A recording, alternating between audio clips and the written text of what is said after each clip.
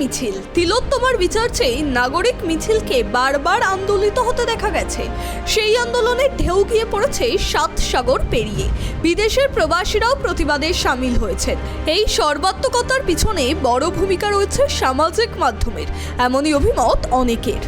নিজেদের সোশ্যাল মিডিয়ার সাইটে তিলোত্তমার বিচার চেয়ে বিভিন্ন পোস্ট দেশকালের গণ্ডি অতিক্রম করতে পেরেছে। তবে কিছু ভুল পোস্টও ধোঁয়াশা তৈরি করেছে, এমনও মনে করেন নাগরিক সমাজের প্রতিনিধিরা। হ্যাঁ, সোশ্যাল মিডিয়ার একটা পজিটিভ ভূমিকা ডেফিনেটলি আছে, আবার অনেক খারাপ ভূমিকাও আছে। এত বেশি মানে কি বলবো, এই যে ফলস এবং ভুয়ো ছড়াচ্ছে, এর ফলে কি হচ্ছে, মানুষ একটু বিভ্রান্ত হয়ে যাচ্ছেন। এবং না, কিন্তু মূল বিষয়টা ডেফিনেটলি সোশ্যাল মিডিয়ার একটা পজিটিভ দিক আমি বলবো। আজকের পৃথিবীতে সামাজিক মাধ্যম একটা সমাজের অন্যতম জরুরি অংশ। এবার তারা কে কখন কোন দিকে কিভাবে দেখবেন সেটা তাদের ব্যাপার, কিন্তু যেটাই দেখেন সেটা সাধারণ মানুষ কিন্তু আবার যাচাইও করতে পারেন। যেমন এই এতগুলো চ্যানেল, তাদের যেমন যাচাই করে নিতে পারছে মানুষ, তেমনি এখন মানুষ যাচাইও করে নেয়।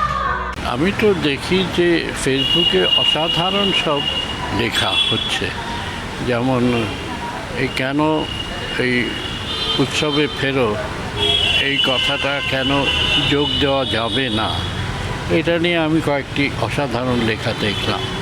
মানে অত্যন্ত বুদ্ধিসম্পন্ন মননশীল লেখা, আক্রমণ নয়, মননশীল লেখা।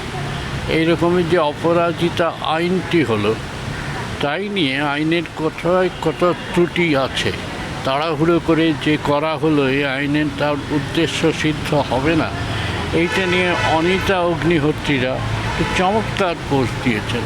এরকম আমি শিক্ষিত হচ্ছি প্রতিদিনই ফেসবুকে নানা রকমের থেকে। আমিও মাঝে মধ্যে ডিমেরিক লিখছি, কিন্তু এইগুলো পড়ে আমি নিজে শিক্ষিত হচ্ছি। এর আগে লোকপাল আন্দোলনের সময়ের সঙ্গে মিল পাচ্ছেন অনেকেই।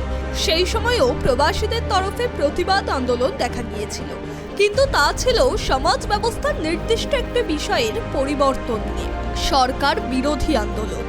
আর এবার তিলোত্তমাকে নির্যাতন করা এবং তারপর খুনের বিচার চেয়ে গণ আন্দোলন। নাগরিক সমাজের প্রতিনিধিরা মনে করছে এই আন্দোলন অন্যান্য সব আন্দোলনের থেকেই কিছুটা আলাদা। ক্যামেরায় স্বপন রায়ের সঙ্গে ত্রয়ন চক্রবর্তীর রিপোর্ট, 5 টিভি বাংলা।